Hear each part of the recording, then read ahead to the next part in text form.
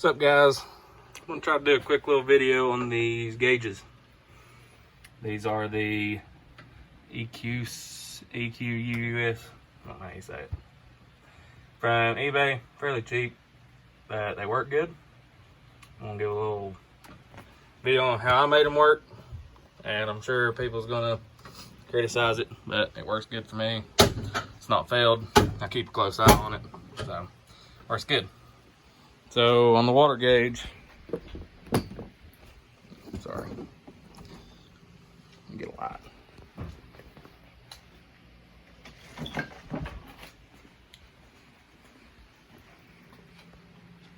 Okay, you can kind of see in there.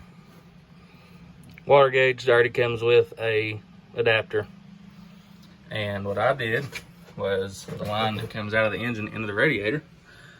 So I got me a brass tee, put a couple 3/4 inch threaded nipples on the end of it, pushed it in. It's a very tight fit, but it went. And then a few reducers. What I did is I just took the first reducer that came with the kit and went to the plumbing store, local store, and threw some stuff together until I found something that fit. It works great. And if anybody's wondering, mine stays around 180. I do not run a thermostat. The fan comes on at 180 and pushes it down to about 170, and then it just kind of fluctuates between those. The only time I've had it get hotter than 180 was pushing the hill. But anyways, the next gauge is the oil gauge, and it just comes with a little fitting. Now this gauge did come with plastic line, and I do not like the plastic, so I just took that line to my local car parts store. See if I can get a little bit better shot of this for you. Yeah, took it to my local parts store and said I need 2 little crushed sleeves and copper line the same size as what come with the kit. They give it to me, I run it down, and it goes, I have to go the other side. Sorry it's so dark, guys. It's pouring the rain outside and I ain't got good light. But I run it underneath here. And if you can kind of see down in there, yeah. Same exact setup as the water line. Just got a brass tee. Got some 5/8 inch nipples. And I did replace this piece of line because the first line was a little bit bigger and kind of loose. So I got 5/8 inch fill line, and it was an extremely tight fit on here. Like, I couldn't even get it no farther than that. It is past the little dimple, so shouldn't come off. I do keep a close eye on it. And the 2 nipples that go into the line down there are air fitting lines. And then the rest, I just got a brass tee and took the pieces that came with the gauge to the store and mashed them up until I got it reduced down enough to fit. It works great. Idle oil pressure stays around 20. Riding is 40 to 60, depending on throttle. And then the voltage gauge, pretty self-explanatory. I just ran it to, let's see if I can see it, the positive and negative. I just ran the positive into a keyed positive. I did not put it, obviously didn't wire it directly to positive and negative battery, because then the volt gauge would always read something. So when I turn the key on is whenever it shows.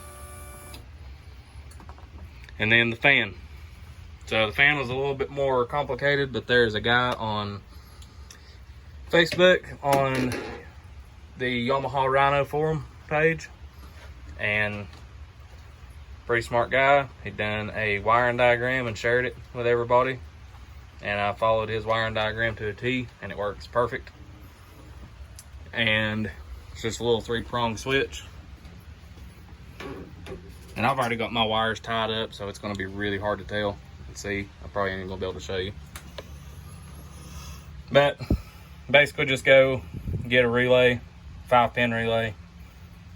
Like I can't remember which one it was that he put on, I think it's a Napa 247 or something like that. He's got it wrote down on his little wiring diagram. And I think you can just go to Facebook, go to the Yamaha forum page, and search fan wiring diagram within the group, and it'll probably pull it up. He just wrote it out on a little piece of paper, took a picture of it.